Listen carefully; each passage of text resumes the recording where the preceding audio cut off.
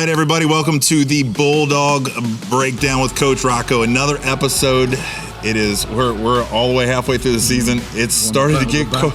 We're starting to get cold, but it's been an electric season so far. We have played a lot of games, a lot more to go. The Bulldogs are sitting here undefeated, 5-0. We've had big plays. We've had gutsy performances. Guys step up. Plenty to cheer about today. We're gonna dive in. It's been a couple weeks. We've had a lot go on at LCA within our community, so we kind of took a week off, really 2 weeks off, to kind of recollect. And here we are getting ready to play Liberty Bedford in just a few days.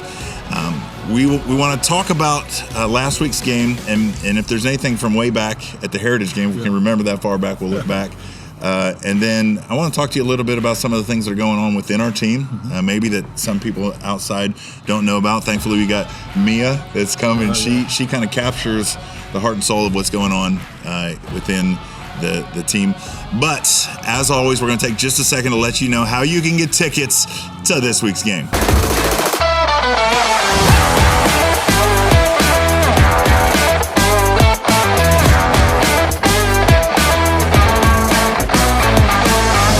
It's time for the Maddox Power Play of the Week, brought to you by Maddox Air, Electrical and Plumbing. Keep your home running strong. Let's check out this week's big-time play. Maddox, let's get started. With the Bulldogs leading 21-0 late in the second quarter, the Red Devils were threatening deep in Bulldog territory. On the first down from the 25-yard line, Rustburg looked to put the ball in the air, hoping to spark a comeback. But Gideon Davidson had other plans. Mid-adjustment in the defensive backfield, Gideon read the play perfectly. With a massive reach, he snatched the ball out of the air for a game-changing acrobatic interception, crushing Rustburg's momentum and keeping the Bulldogs in control. Plays like this make all the difference. That was your Maddox Power Play of the Week, brought to you by Maddox Air, Electrical and Plumbing.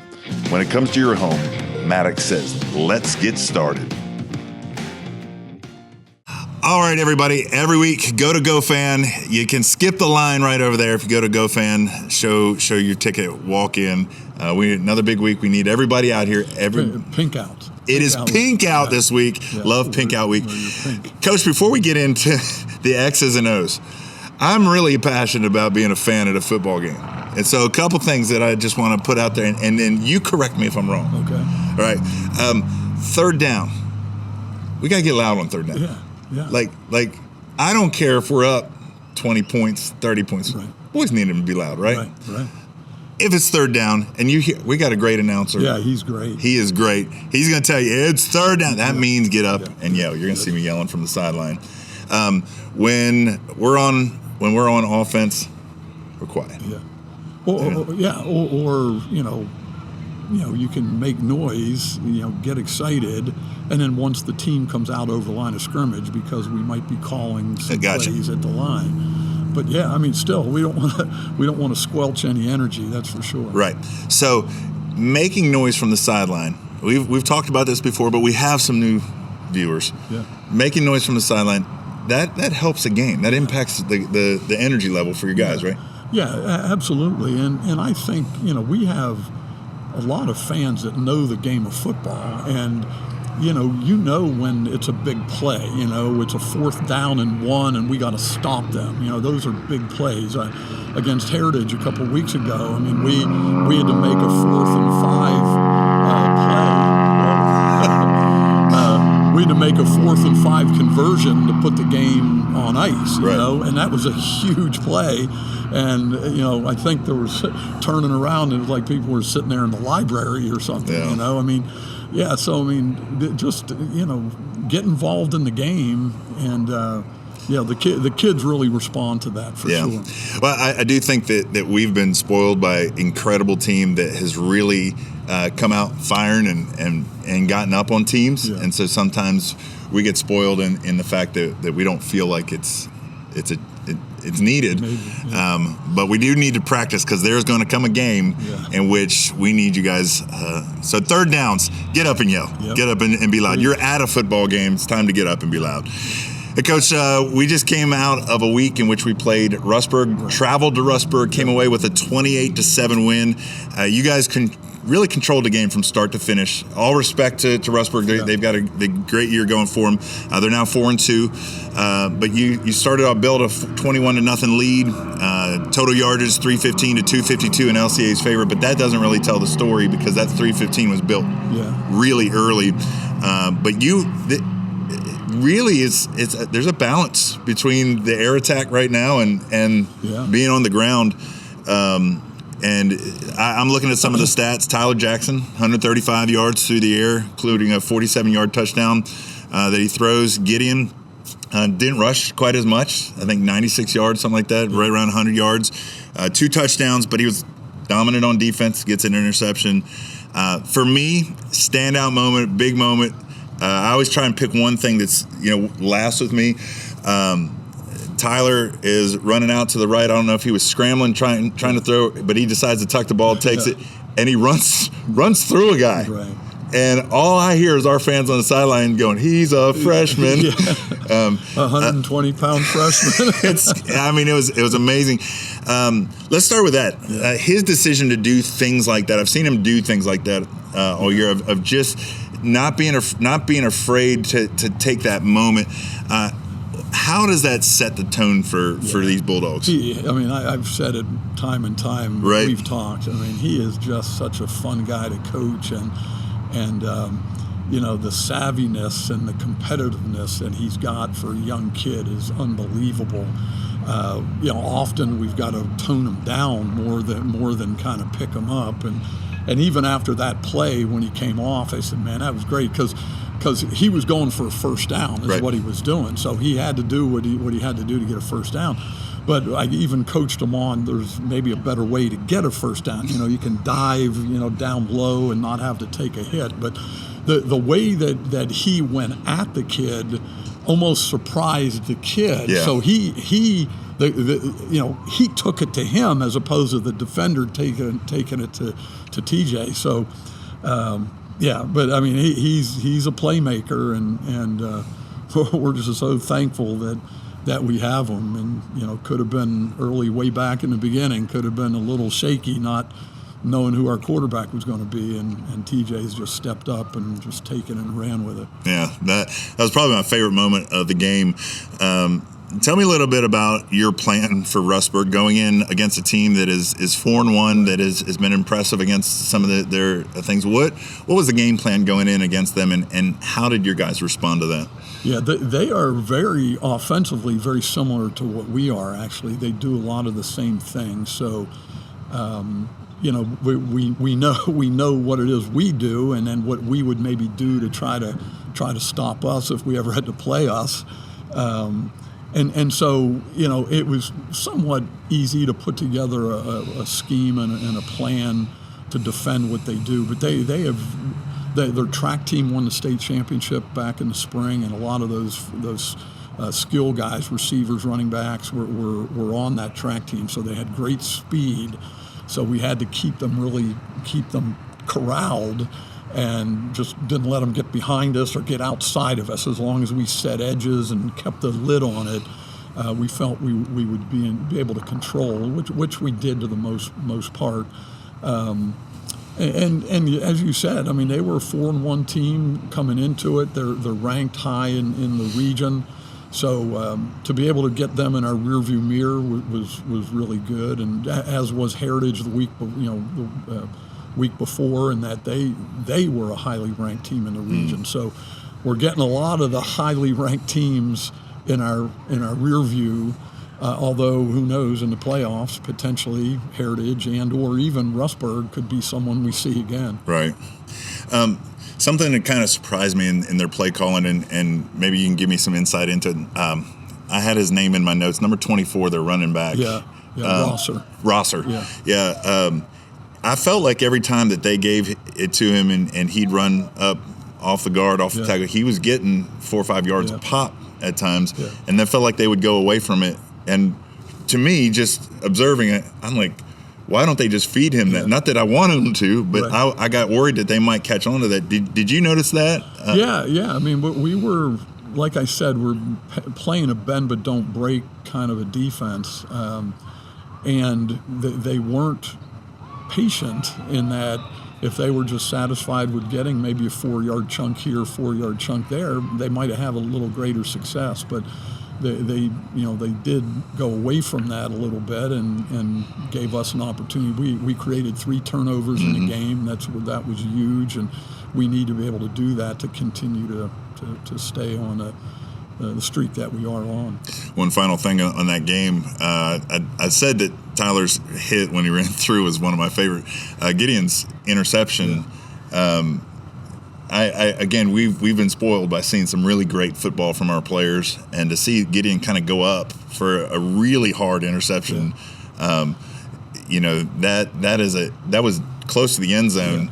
Yeah. Ironically, he was misaligned to start, and then he had to rush back to get into position, and getting back and being deep, deeper than the deepest, put him in position to make a play. So.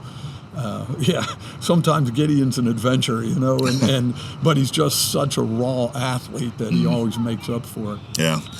I want to jump into a little bit of your team as a whole. I want to talk about them personally, and then, we talked at the beginning some of the things that you wanted to see out of your team, right. And we're mid-season. We'll talk a little bit about the Liberty game coming up, but I really want to spend a little time talking about what you're seeing with the team. But before we do that,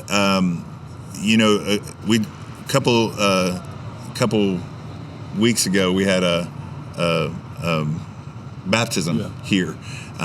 Tell me a little bit about the culture of LCA Bulldogs and how something like that comes about, where 8 guys, step up and are baptized in front of their teammates. This is my 21st year here at LCA, 19 as the head coach, and every year, we really, I believe, our coaching staff and pastors and team chaplains that we have do a tremendous job of weaving that spiritual thread through what it is we do in football. And, we're more than just football players, for sure. We have done things, outreach kind of things and whatever, and we've talked about our trip to Guatemala like 2 years ago, and so I really want to do something meaningful every year. And so at the beginning of this year, I pulled a couple pastor friends together and asked their opinion on, I wanted to have a team baptism, and I got great support, and pastors kind of shared with me how the best way to do it, so I'm not rubbing someone the wrong way, right. in how we did it, and then made an announcement right at the very beginning of the season, and kind of let 5 weeks go by or 6 weeks before we actually had the baptism, and certainly right away I had 1 or 2 kids come up and said, "Nah, man, they're all in, they want to do it," and then a week later, another one, and another week later, another one. So having 8 of our boys, and a lot of our boys on our team have already been baptized, right. So there's a real small group that hadn't, and I feel very confident that out of the 8 that were, that probably encompassed our whole team, and we've got a great group of guys. They love each other, they love the Lord, and they recognize that football's just what they do. It's not who they are. And what happened a couple Saturdays ago really crystallized, I think, in their hearts that what a Christian is, and making that public profession. One of those guys that did that was Justice Belford, and we're going to take a second, have our Sideline Spotlight with Jelly. All right, ladies and gentlemen, Sideline Spotlight. This guy has been all over the place, and it just got word he's going to be all over the place this coming week. We're not telling any secrets out here, but I feel like every time that ball gets up in the air, Jelly, you're somewhere around it, and it's been fun to watch you this year. So when I first knew you, I heard people saying Jelly. Mm-hmm. Let's get this out of the way, because even the announcer now is starting to say Jelly from the thing. Tell us how you come about the name, because your name is not officially Jelly. Yeah, my name is not Jelly, and that's not my nickname. My first name is Justice. Justice. And my full nickname is Jelly Bean. Jelly Bean. Everyone calls me Jelly or Bean, and mostly it's Jelly. Okay. Yeah. So, It was grandma. No. It was my father when I was younger. My original nickname was Bubba, and he changed it to Jelly Bean, and then it just stuck. Everyone thinks I got Jelly Bean because I like jelly beans or because of my head, but because your head. Yeah. So, do you like jelly beans? Yeah, I do. All right, nice. Have you ever had the jelly beans that taste like feet and bread? They're so terrible. Hey, we're not here just to talk about nicknames, but I did need to get that cleared out. You've had a good year so far. A lot of things to look toward. But for you personally, I'm sure you have a lot of great moments this season. But what is maybe one or two highlights from your season to this part? I would say the Heritage game so far, because I broke the rock that game. That was my first time breaking the rock, and I played good that game. And Amherst, that was my first time. I'm not playing running back, but this year, and I ran pretty good that game. Okay. So, yeah, all right. Those two games. Last year to this year, really throughout your career here with the Bulldogs, what are some things that you focus on the most in developing yourself as an athlete and your game specifically? Skill, being focused, and my leadership. Because we have a young team. Last year, I wasn't a leader. We had one of our best leaders, Tyler Murray. He really led the team, so people have to fill in his role. And this year, we're still working on finding our leaders. Like, not everyone has it yet. Like, we might be undefeated, but I don't think we're our full potential yet. So that's what we really have to work on. And for me, skill, being focused, and being a leader. So you think that at this point, you guys haven't played your best game yet? No. Bro, that's scary. Yes, sir. That's scary because you've had some really good games. Coach, player like Jelly, what have you seen in his growth as a player, but as a man? Yeah. I mean, Jelly's just a lot of fun. I mean, I see him every day in the hallways. And, his family, all three of his brothers have come through here and love his mom. His mom does a great job as a single parent, and Jalen was the first coming through and had a great career here, and now he's playing over at OU, and now Jelly's been a multi-year starter, and I'm very confident that he'll be playing college ball somewhere next year. And it's just been a blast to get to know each of the boys, and then be a part of their development. I tell Jelly every day. I mean, I think he's got his potential is limitless, and when he talked about focus as being one of those areas that he needed to improve on, the skill aspect of it. I mean, he'll knock your face off. He'll run with good quickness. I mean, he's got it all. It is, just staying locked in all the time. He'll make 5 unbelievable plays, and then, every so often do one play where it's like, Jelly, what are you thinking there, But that's what, puts gray hair on my head a little bit and keeps me young, trying to keep these young guys motivated. But I mean, he's one of my all-time favorites. He really is.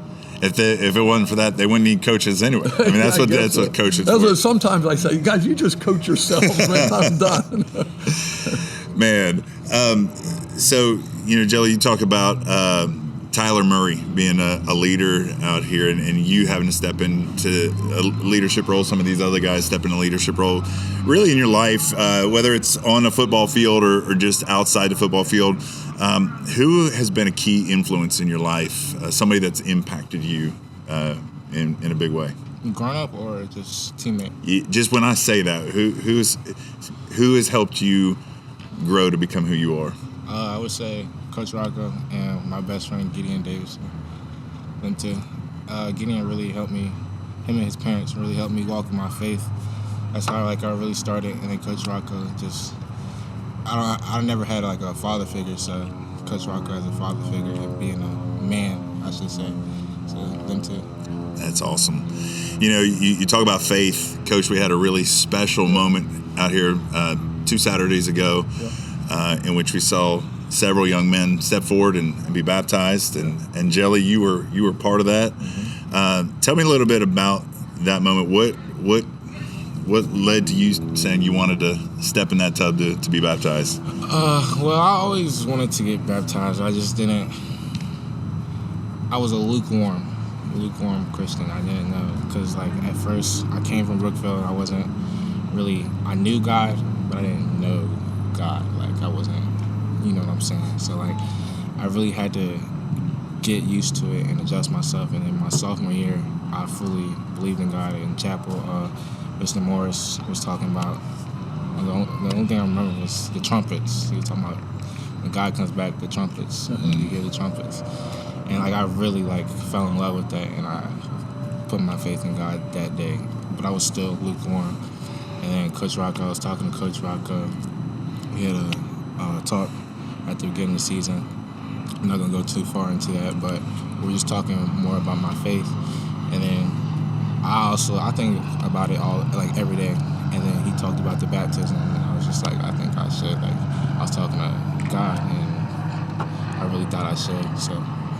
He was one of the first to step up, you know, and when we decided to have this team baptism, I mean, we put it out there back in the summer, really, and then we didn't have the baptism until, like you said, a couple weeks ago. So there was about a 5 or 6 week lead up to it, and just letting it sink in, and really wanted our players to really pray about it, and is this really something that they really truly want to do, and not just because it's doing it as a team.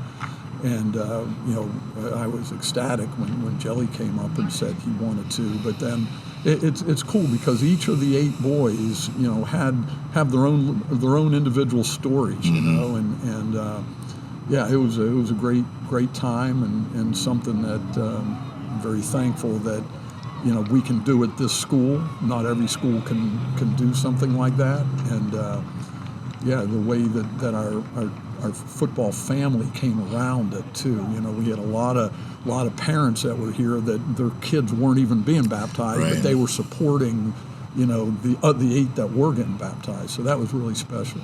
You know, that was a real emotional moment stepping out of there, and I saw you just really. It was cool to see you embrace that moment.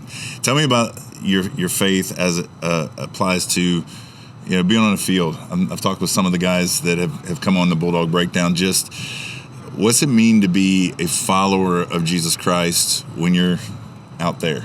It feels great because I couldn't do nothing without God. I try to put my talents and my work through God and show that it's from God. It's not my work. It's God's work because I'm His creation. So, and my mom's. And your mom. Gotta put mom in there. All right. One more question that I got for you. We'll jump back a little bit into football. Watching that baptism, we'll talk a little bit more about the baptism too, Coach. I want to get some of your insight in it. But before you get out and get some food, I know you're freezing. You've been running around, sweating, all the things. What is one thing about this team that people that sit in the stands, come out on Friday nights, might not know about you guys? Something that you enjoy about the brotherhood, or things that you guys do that we don't necessarily get to see and be a part of, that you just love about Bulldog football? Family. We're a family, but it's improving. We need improvement. Like, we're not perfect, like I said. We haven't showed our full potential, but it's the family part. We're all brothers, all care for each other. Don't throw each other down. We pick each other up. Like, we might argue, bad play, but like one of another, just like shake that off, next play, flip the page, and we pick each other up. We got each other's back. So that's what I like about the team. We don't argue and don't bring each other down. Wow. So the locker room is filled with family. That's awesome. All right, what a kid, man! What a I say kid, but what a young man! It's been fun to watch him grow. Yeah, he is a blast. He is.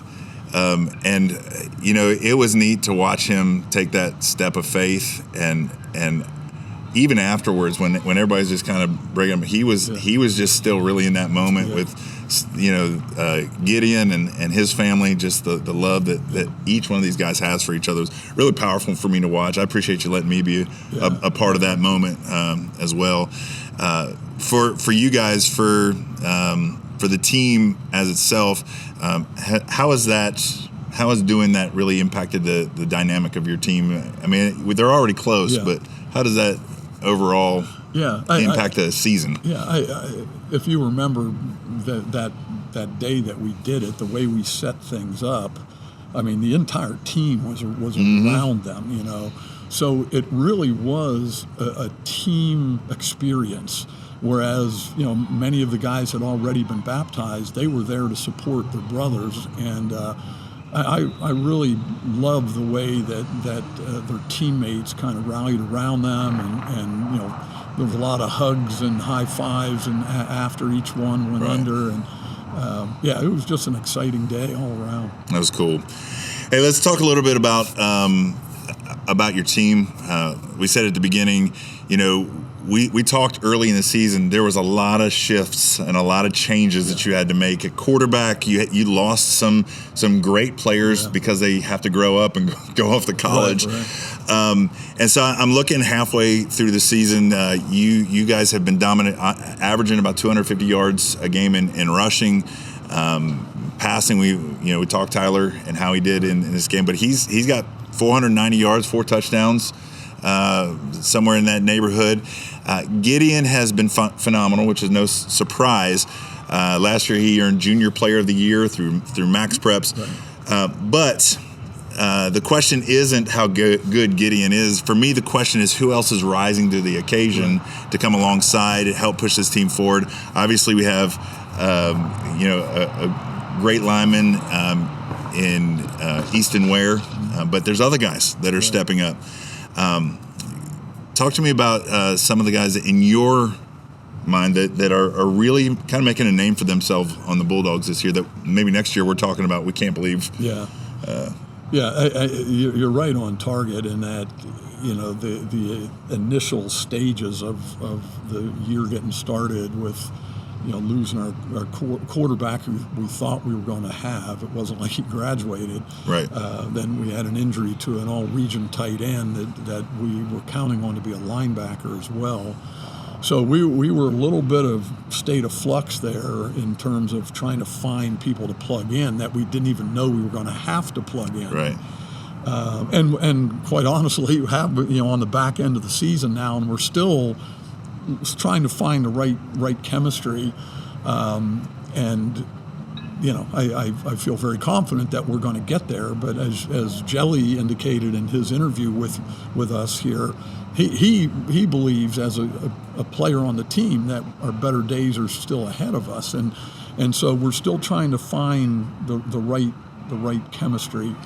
But we do have guys stepping up. There's no doubt about it. You know, on the offensive line, you mentioned Easton Ware, but then Ryan Sisney is our center and the leader up front, and then Jackson Manning and Brady Collins and Bodie Aronson they're all underclassmen, first-year varsity players, but they're really kind of coming into their own and becoming a really formidable offensive line. And then I'd say on the defensive side, I mentioned about the linebacking core.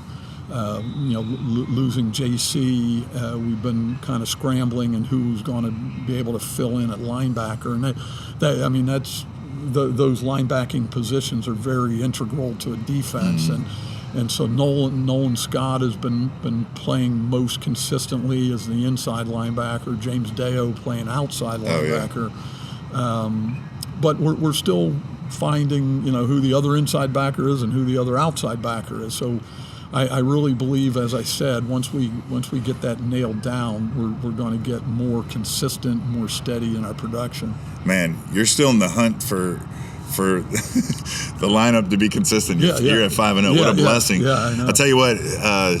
James Deo likes to hit people, man. That's I've learned that about him. He's really stepped into a lot of different roles, but it seems like when you need somebody physical, he's going to step and put himself in there. Yeah, James is a very unique athlete. He's extremely explosive.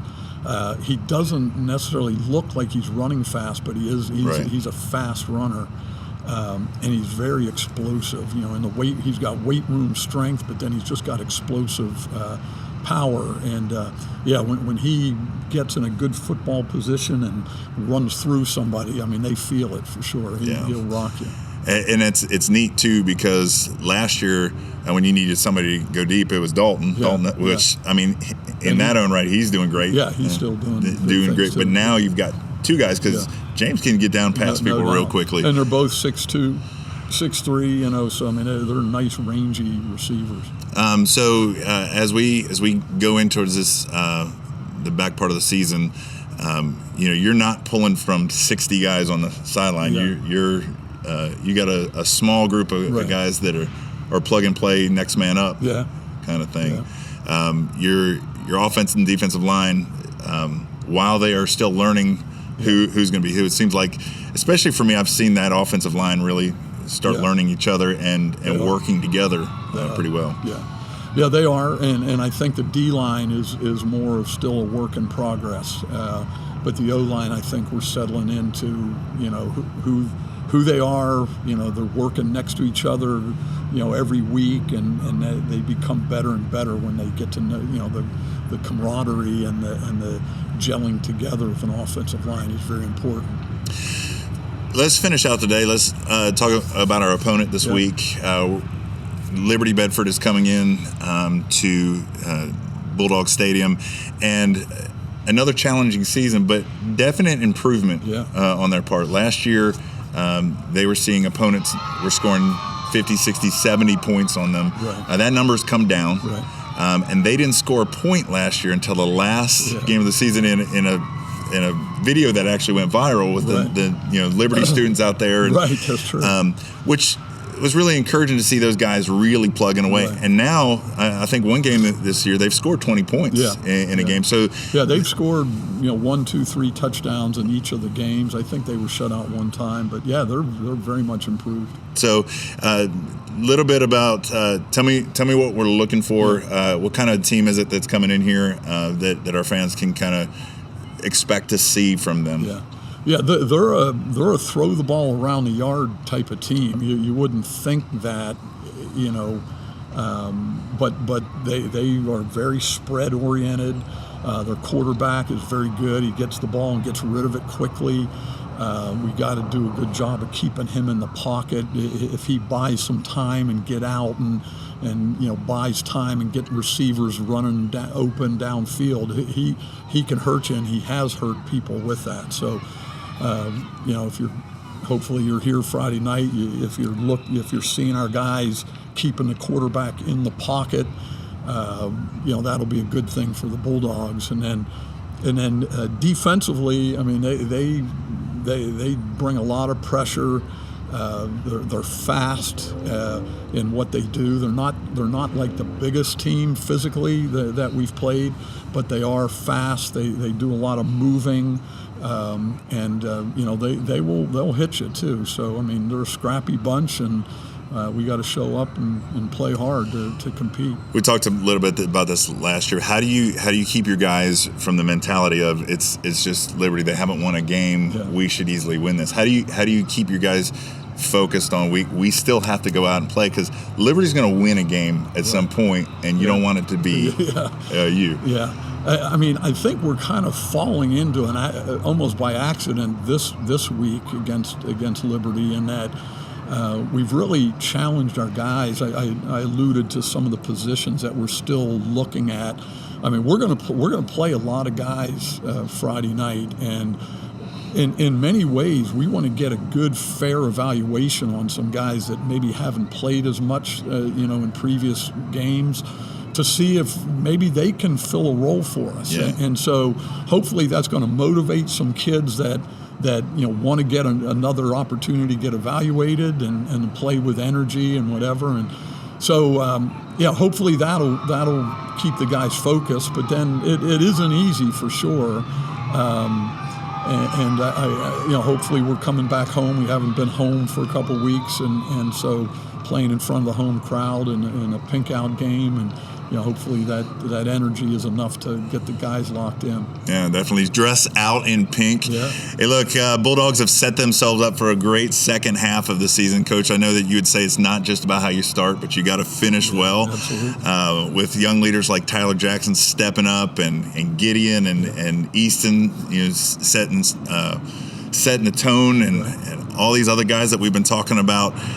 It's going to be an incredible finish to the season, and as long as we continue on this roll into the playoffs, we want to see the playoffs again, and ultimately the defense of the state title. Yeah.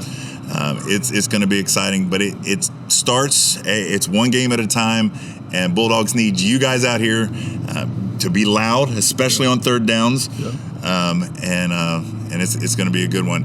Hey, Coach, thanks for hanging out with us. We're excited to see not only these guys win time after time, but hearing things each and every week. We get to talk to these young men and hearing how their faith is shaping how they play in their lives. God is really blessing this team. Yeah, it really is. So thank you for joining us. Coach, got anything else? No, just please come on out and support us Friday night. You know what it is, everybody. Go Bulldogs.